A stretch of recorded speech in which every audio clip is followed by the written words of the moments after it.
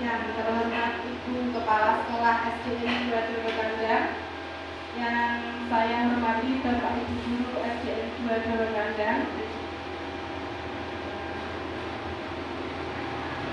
Alhamdulillahirabbil alamin. Assalamualaikum warahmatullahi wabarakatuh. Sayyidina wa maulana Muhammadin wa ala alihi wa ashabihi ajmain. Pertama-tama marilah kita ucapkan syukur kepada Allah karena pada hari ini kita masih bisa dipertemukan dalam keadaan sehat, dan semoga selalu sehat untuk bisa selalu berkumpul bersama di SDN 2 Dorokandang untuk melaksanakan tugas kita sebagai seorang pendidik. Bapak Ibu Guru, saya mengucapkan terima kasih atas waktu panjenengan untuk meluangkan waktu mengikuti diseminasi modul 1.4 ya. Hari ini kita akan belajar tentang budaya positif. Budaya positif yang ada di sekolah kita, agar sekolah kita memiliki budaya positif yang akan mencerminkan karakter peserta didik yang sesuai dengan profil pelajar Pancasila. Sebelum kita memasuki sesi, mari kita melakukan ice breathing dulu. Mohon untuk Bapak Ibu Guru berdiri sebentar, kita relax sebentar untuk melakukan ice breathing. Ini gerakannya.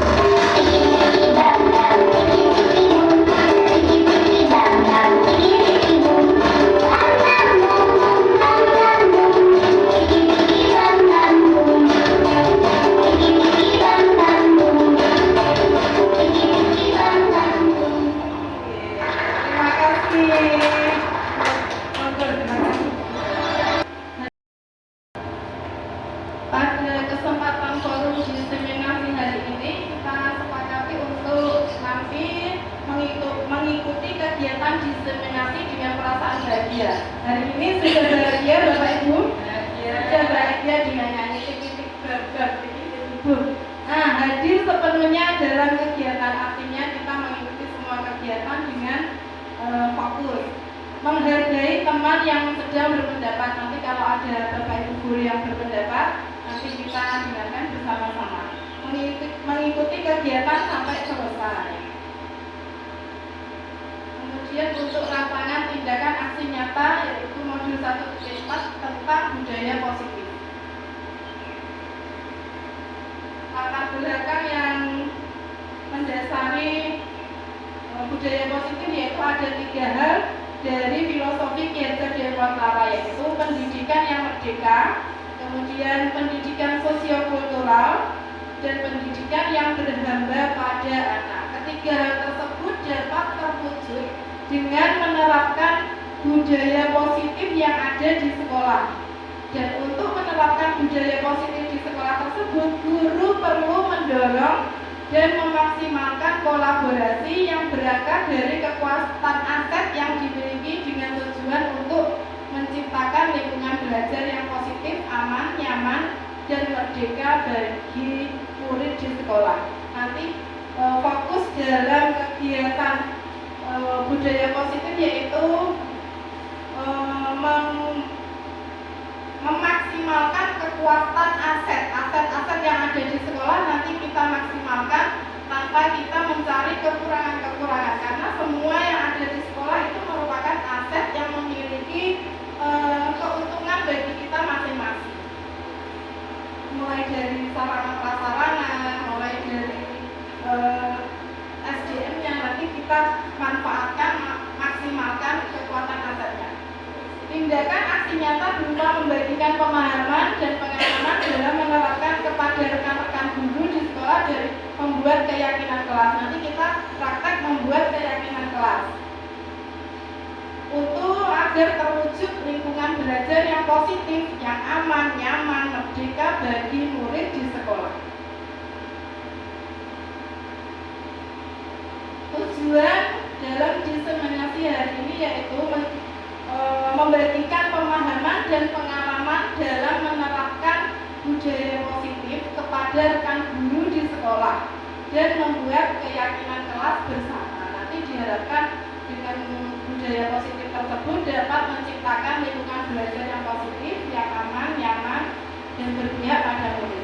Kemudian juga untuk memantik dan menumbuhkan motivasi internal pada peserta didik dalam belajar. Jadi peserta didik belajar itu muncul dari diri sendiri tanpa kita sebagai guru menghukum atau memberi motivasi-motivasi yang dengan cara eksternal. Itu kita memberikan penguatan kepada peserta didik agar mereka bisa muncul budaya positif itu internal dari murid kita sendiri. Kemudian menumbuhkan disiplin positif dalam berbagai aspek pada diri murid.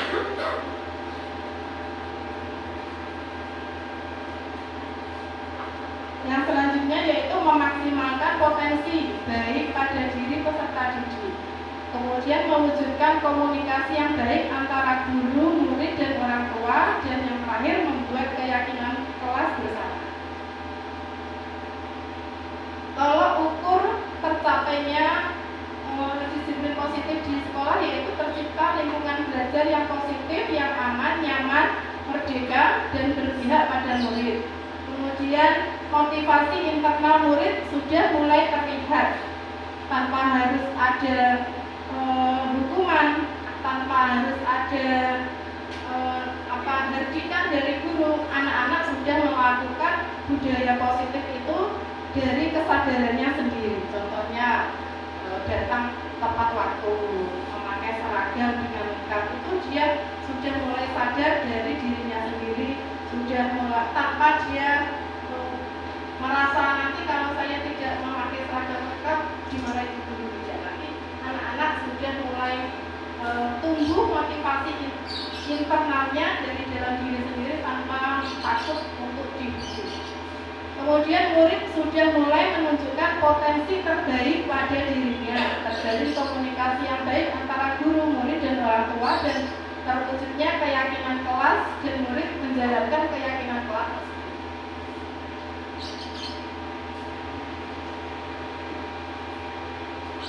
Dukungan yang dibutuhkan untuk membudayakan disiplin positif yaitu dukungan dari seluruh warga sekolah, terutama kepada guru, kepada kepala sekolah terutama, kemudian kepada orang tua dan peserta didik. Nah, budaya positif ini nanti yang akan kita bahas ada 7 poin, yaitu poin yang pertama merupakan perubahan paradigma belajar, kemudian disiplin positif ketiga, motivasi perilaku manusia. Yang keempat, kebutuhan belajar. Dan yang kelima, posisi kontrol restitusi. Kemudian keyakinan kelas, dan yang terakhir segitiga restitusi. Nah, untuk poin yang pertama yaitu perubahan paradigma baru.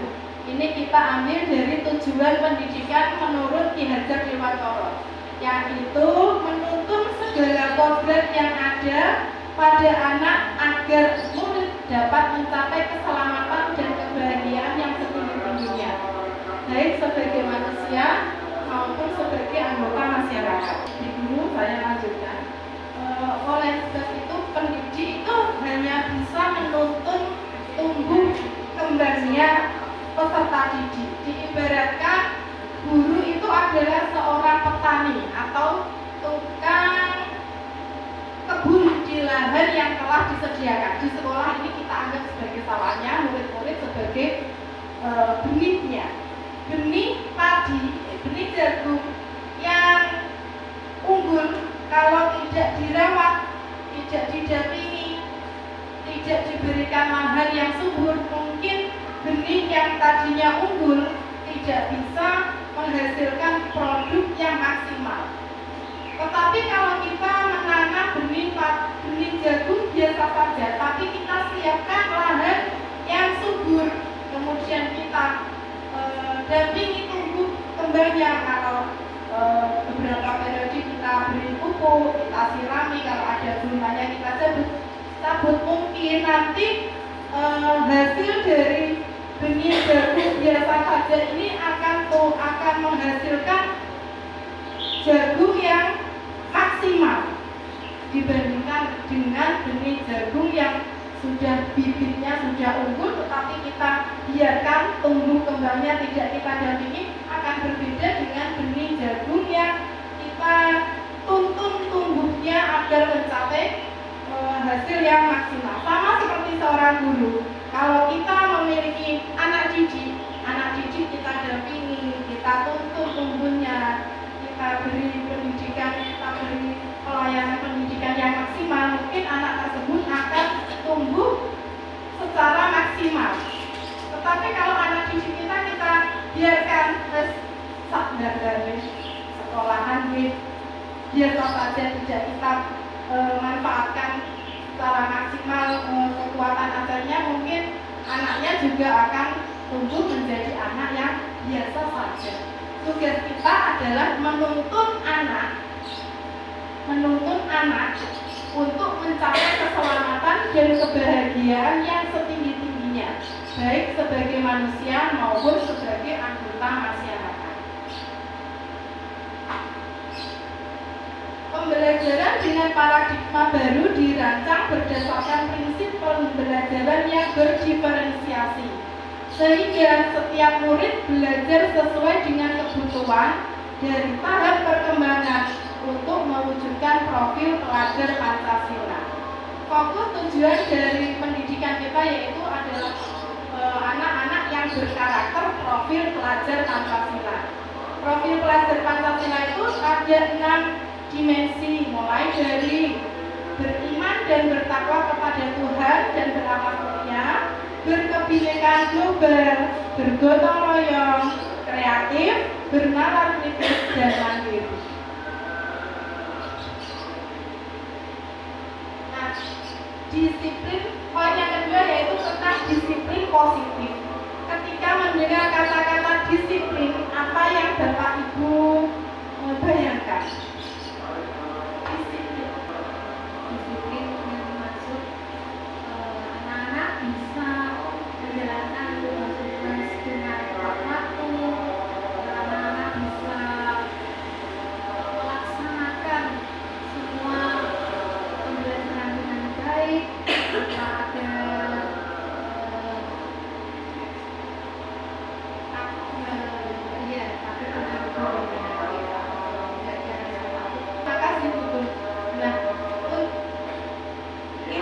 ada kata disiplin itu sudah terbayang di benak Anda adalah menghubungkan dengan tata tertib, harus disiplin, harus teratur, harus patuh.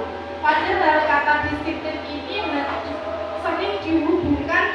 hukuman. Kalau tidak disiplin, kena hukuman dari bapak ibu guru. Tidak pakai seragam, nanti disuruh begini, disuruh begini. Hukuman itu sungguh berbeda karena nanti dalam disiplin positif itu kita akan menerapkan mulai dari motivasi internal sehingga mereka anak-anak dapat berdisiplin tanpa harus takut untuk dihukum.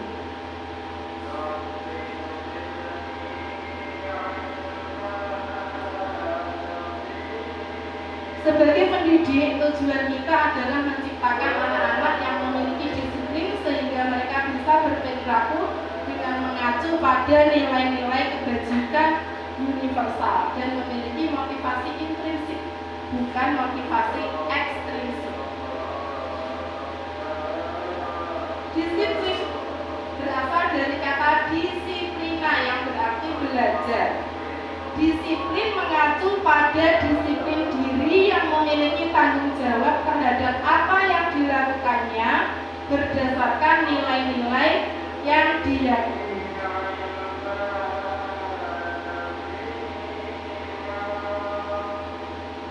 Sebagai pendidik, kita menciptakan peserta didik yang disiplin diri sehingga mereka berperilaku mengacu kepada nilai-nilai kebajikan universal dan memiliki motivasi intrinsik dalam perubahan perilaku ke arah yang lebih baik. Nilai-nilai universal itu apa saja? Ini nilai-nilai kebajikan universal dari 6 institusi. Yang pertama yaitu dari profil pelajar Pancasila. Nilai-nilai kebajikan yang kita kenal di sekolah kita itu ada 6, yaitu beriman dan bertakwa, mandiri, bernalar kritis, berkebinekaan global, bergotong royong, dan kreatif. Untuk nilai-nilai kebajikan dari IDO yaitu toleransi, rasa hormat, integritas, mandiri, menghargai, antusias, empati, keingin mandiri, menghargai, antusias, empati, keingin-tahuan, kreatif, kerjasama, percaya diri, dan komitmen. Berdasarkan 9 pilar karakter ada cinta, Tuhan, dan segenap ciptaannya. Kemudian mandiri dan tanggung jawab, kejujuran, diplomatis, hormat dan santun, dermawan, suka menolong, gotong royong, percaya diri, kreatif, pekerja keras, kepemimpinan dan keadilan baik, dan rendah hati, toleransi, kedamaian, dan kesatuan. Untuk yang keempat, petunjuk seumur hidup, dan yang kelima, the 7 essential, yaitu empati, suara hati, kontrol diri, rasa hormat, kebaikan, toleransi, dan keadilan. Yang keenam, the virtual project. Ini adalah nilai-nilai kebajikan dari the virtual project. Ada peduli, keterangan, kebersihan, dan sebagainya. Nah, untuk kita sebagai pendidik, kita menerapkan kepada murid-murid itu untuk yang nilai-nilai kebajikan profil pelajar Pancasila. Standar pendidikan dalam rangka menciptakan lingkungan yang positif, maka setiap warga sekolah dan pemangku kepentingan perlu saling mendukung, menghayati, dan menerapkan nilai-nilai kebajikan yang telah disepakati bersama. Untuk menerapkan nilai tujuan mulia tersebut, maka seorang pemimpin pembelajar perlu berjiwa kepemimpinan sehingga dapat mengembangkan sekolah dengan baik agar terwujud suatu budaya sekolah yang positif sesuai dengan standar pengelolaan yang telah ditetapkan.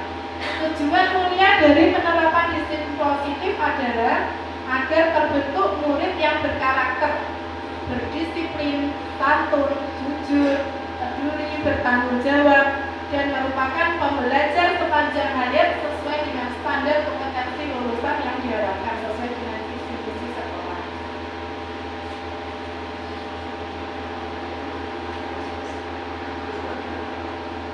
Nah, ada 3 motivasi perilaku manusia. Yang pertama, seorang melakukan sesuatu kegiatan itu ada yang motivasinya untuk menghindari ketidaknyamanan atau hukuman.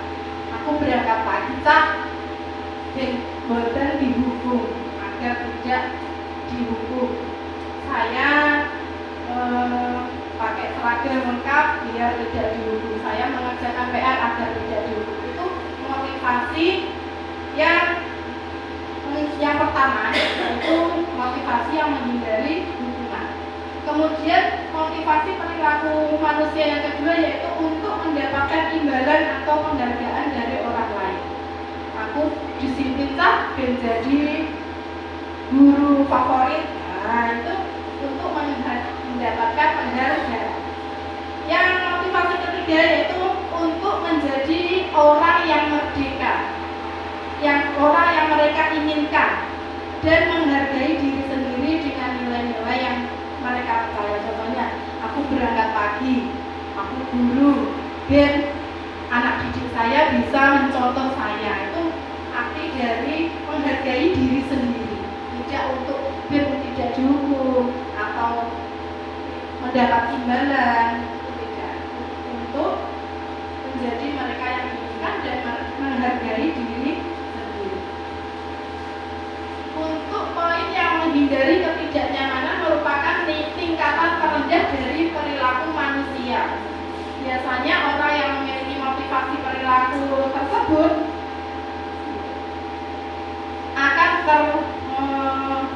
akan menghindari hukuman dan ketidaknyamanan. Motivasi ini bersifat eksternal, jadi dia memandang biar tidak dihukum orang lain. Itu artinya motivasinya itu datang dari luar.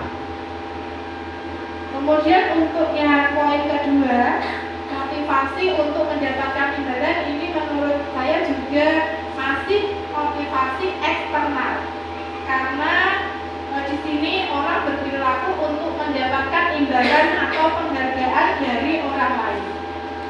Untuk motivasi yang ketiga ini motivasi yang menurut tingkatannya yang paling tinggi, karena untuk menjadi orang yang mereka inginkan dan menghargai diri sendiri.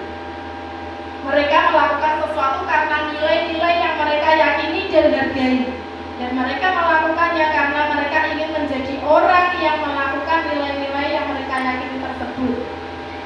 Motivasi yang akan membuat seseorang memiliki disiplin positif karena motivasi perilakunya bersifat internal, datang dari diri sendiri dan bukan dari eksternal. Kesadaran diri sendiri untuk mau berperilaku positif. Menurut Anda, dari ketiga jenis motivasi tadi, motivasi manakah yang paling banyak mendasari perilaku murid-murid Bapak Ibu di sekolah? Di poin pertama, jadi anak-anak itu patuh pada peraturan karena mereka memiliki kecenderungan untuk menghindari hukuman. Jadi mereka mengerjakan PR supaya tidak diutus keluar dari kelas. Mereka mau melaksanakan tiket karena nanti khawatir diutus tiket misalnya 1 minggu berturut-turut dan seterusnya. Jadi motivasi yang itu adalah motivasi masih eksternal. Terima kasih. Dari kenyataannya memang kalau dilihat dari tingkat sekolah dasar mungkin memang masih menghindari hukuman. Nah, untuk tugas kita yaitu menghadirkan budaya positif itu secara internal. Nah, itu tugas dari Bapak Ibu khususnya di sekolah dasar, karena karakter itu kalau dibentuk lebih awal mungkin melekatnya akan lebih lama. Nanti kita akan belajar untuk membuat keyakinan kelas untuk menumbuhkan disiplin positif.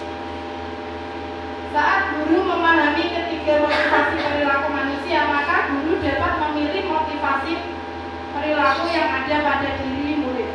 Jika murid memiliki motivasi perilaku untuk menghindari ketidaknyamanan dan untuk menghindari imbalan, maka motivasi yang ada pada diri anak masih dari eksternal, sehingga guru berupaya untuk menumbuhkan motivasi internal diri siswa agar dapat dapat menghargai diri sendiri dengan nilai-nilai yang mereka percaya, sebaiknya hindari hukuman dan penghargaan agar meminimalisir motivasi eksternal dalam diri murid. Jadi kalau kita memberikan penghargaan itu masih malah menumbuhkan motivasi eksternal dari diri murid. Jadi disarankan Pak Ibu Guru untuk tidak memberikan hadiah-hadiah kepada anak karena nanti akan berakibat yang tidak baik. Kemudian kita akan bedakan antara hukuman, konsekuensi, dan restitusi. Ini terlalu kecil ya. Saya bacakan saja. Hukuman sesuatu yang menyakitkan harus terjadi. Kalau konsekuensi sesuatu yang harus terjadi, sedangkan restitusi merupakan pilihan. Restitusi itu anak memilih sendiri apa yang harus dia lakukan untuk mempertanggungjawabkan perbuatan. Kemudian hukuman tidak nyaman untuk murid dalam jangka waktu yang panjang. Ini teringat dalam jangka waktu yang panjang. Kalau konsekuensi tidak nyaman untuk murid tapi jangka waktunya pendek. Kemudian untuk restitusi memuaskan untuk murid atau anak dalam waktu jangka panjang. Untuk hukuman merupakan identitas gagal, tetapi untuk restitusi dan konsekuensi merupakan identitas sukses. Nanti kalau kita melakukan ada kasus kita lakukan hukuman atau konsekuensi atau restitusi, nanti kita pilih yang restitusi. Kalau hukuman itu merupakan identitas yang gagal.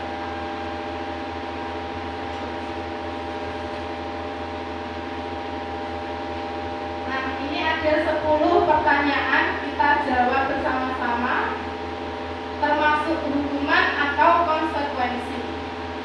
Yang pertama, mencatat 100 kali di dalam buku kalimat saya tidak akan terlambat lagi. Konsekuensi atau hukuman? Konsekuensi atau hukuman? Saya tidak akan mencatat 100 kali.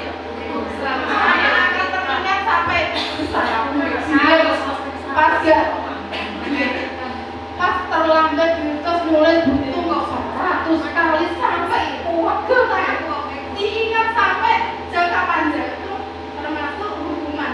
Kita lihat hukuman itu akan teringat ke anak. Yang kedua, lari mengelilingi lapangan basket 2 kali karena terlambat hadir di sekolah. Membersihkan coretan yang dibuatnya di meja tulis. Karena dia melakukan kesalahan, dia membersihkannya. Yang keempat, murid diminta untuk push up 15 kali karena tidak menggunakan masker ke sekolah. 5. Menggantikan kertas tugas teman yang telah dicoret-coret. Sekali sudah ketiga kali. Berjemur di lapangan basket pukul 12 siang karena ngobrol. Murid diminta bertelanjang kaki sepanjang hari karena tidak menggunakan sepatu. Hukuman, berdiri di depan kelas sambil mengangkat satu kaki. Membersihkan tumpahan air di meja tulis karena tersenggol pada saat belajar. Kehilangan 10 menit jam istirahat untuk mengerjakan tugas karena terlambat datang dan tertinggal mata pelajaran tersebut. Sudah paham konsekuensi dan hukuman. Nah, untuk jawaban nomor 1 hukuman, 2 hukuman, 3 konsekuensi, 4 hukuman. Sudah semua ya Bu ya? Didukung oleh penghargaan ini melanjutkan tentang hukuman dan hadiah tadi. saat kita berulang kali menjanjikan hadiah kepada anak agar berperilaku bertanggung jawab, atau kepada seorang murid agar mempelajari sesuatu yang baru, atau kepada seseorang karyawan untuk melakukan pekerjaan yang berkualitas, kita sedang berasumsi mereka tidak dapat melakukannya atau mereka tidak akan memilih untuk melakukannya. Maka biasanya, ayo sopo sing cepat-cepatan untuk hadiah, sopo sing biji 100 untuk hadiah. Itu kita menganggap bahwa mereka berasumsi bahwa mereka tidak akan bisa melakukannya. Makanya bentuk penghargaan atau hadiah ini tidak disarankan. Menurut Kohn, baik penghargaan maupun hukuman adalah cara-cara mengontrol perilaku seseorang yang menghancurkan potensi untuk pembelajaran yang sesungguhnya. Secara ideal, tindakan belajar itu sendiri adalah penghargaan sesungguhnya.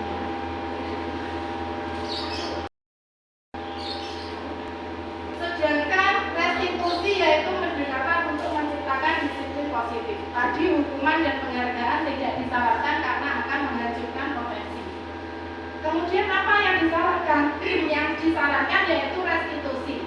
Bila ada seseorang yang berbuat salah, ketika mereka menawarkan sebuah tindakan memperbaiki kesalahan mereka, kemungkinan besar jawaban Anda akan menolak. Biasanya itu masih egois ya.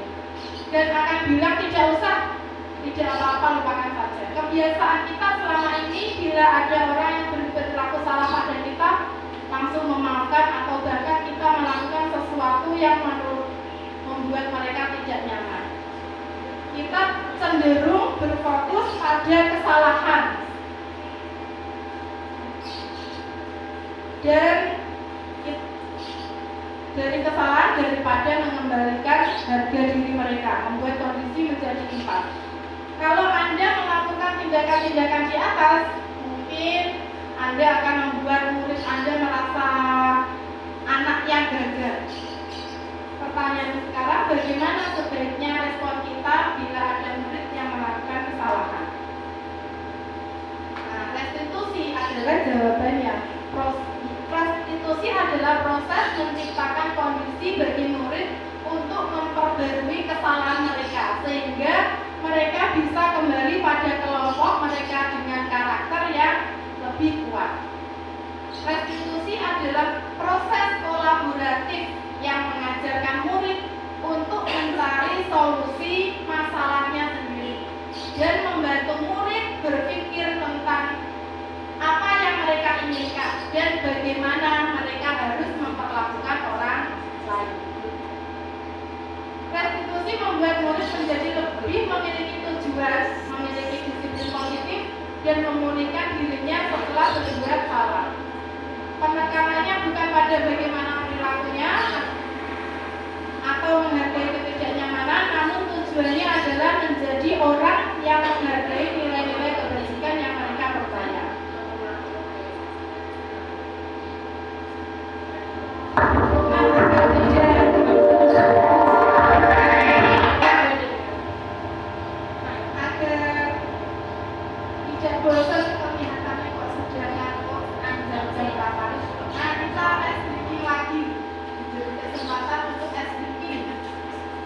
Biar semangat lagi.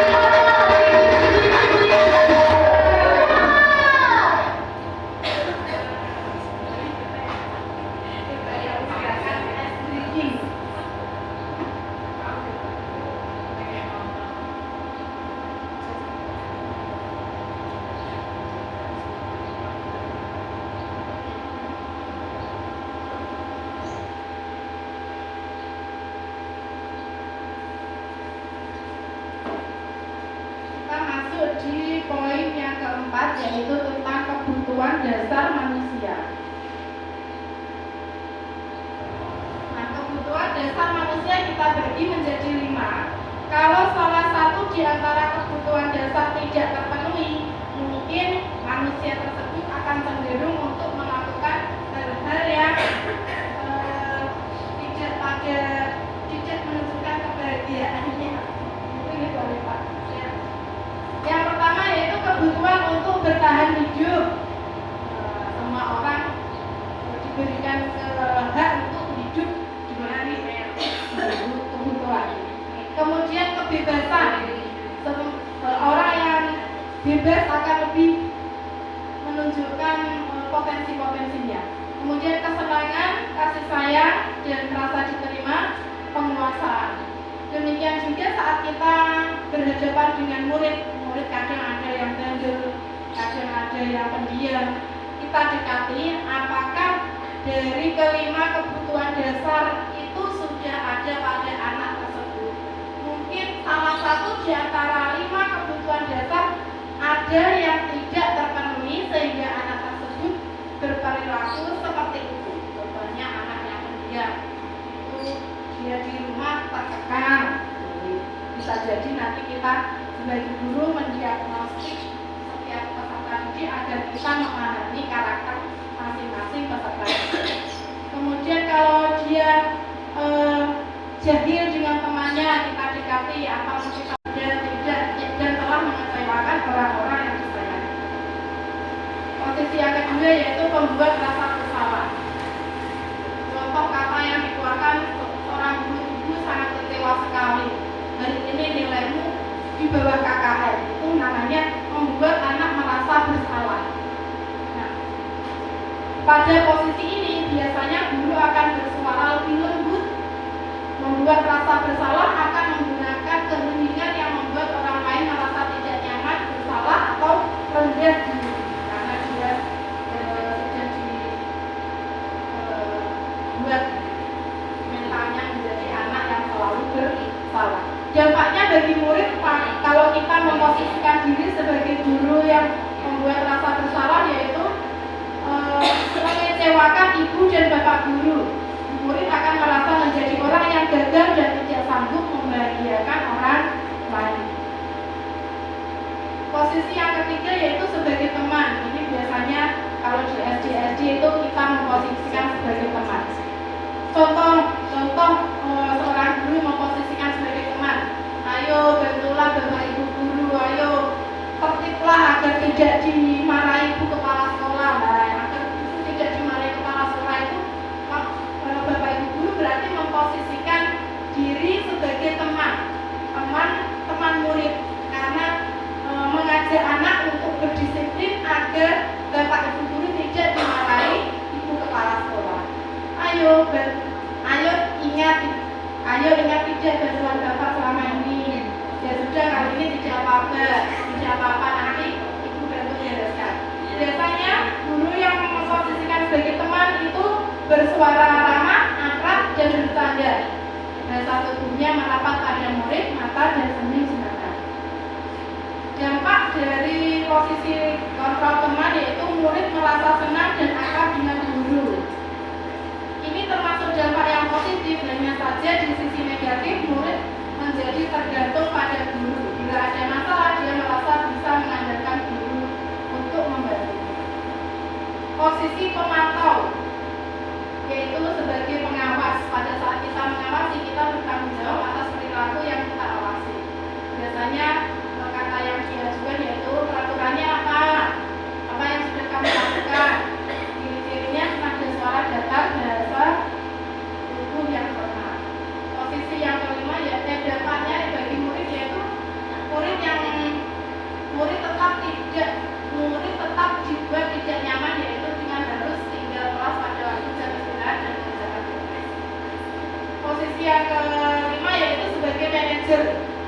Posisi di mana guru berbuat sesuatu bersama dengan murid, mempersilahkan murid mempertanggungjawabkan perilakunya, mendukung murid agar dapat menemukan solusi atas permasalahannya sendiri.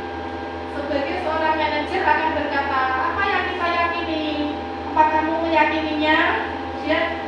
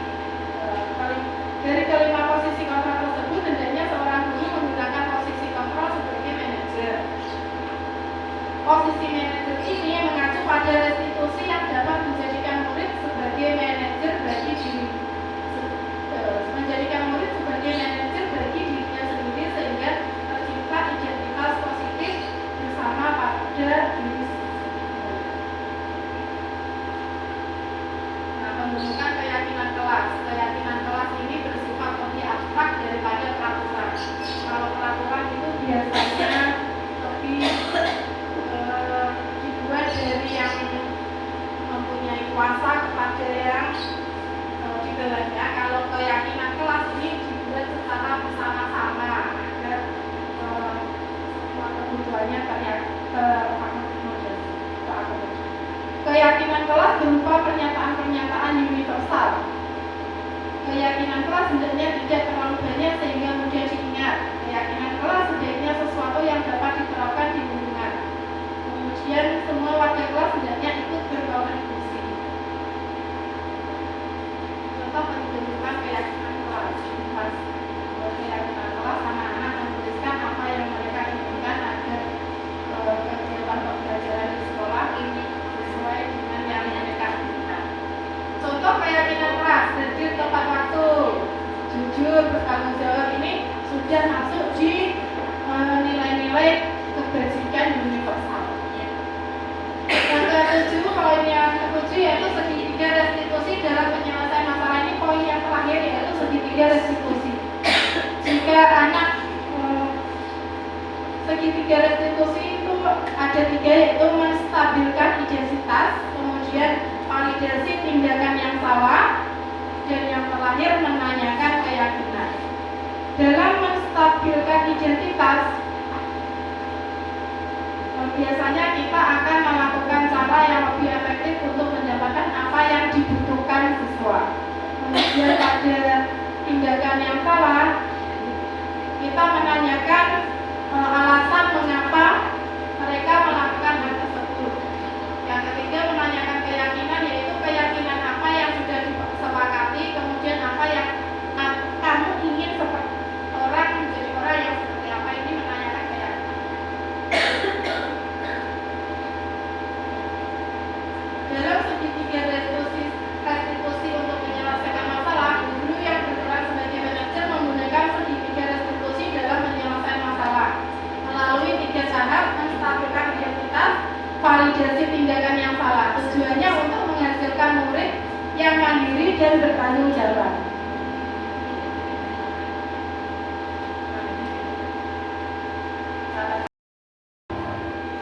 Praktek pembuatan keyakinan kelas yang pertama yaitu membuka dan memimpin diskusi mengumpulkan pertanyaan-pertanyaan sekolah.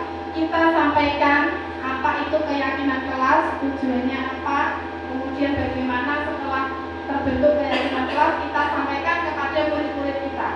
Kemudian kita tanyakan, kalian ingin kelas yang seperti apa?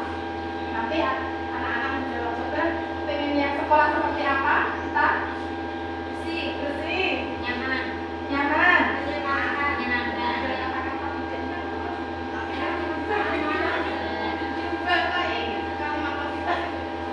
tidak rame, tidak rame, terus tidak membuli, tidak rame, tidak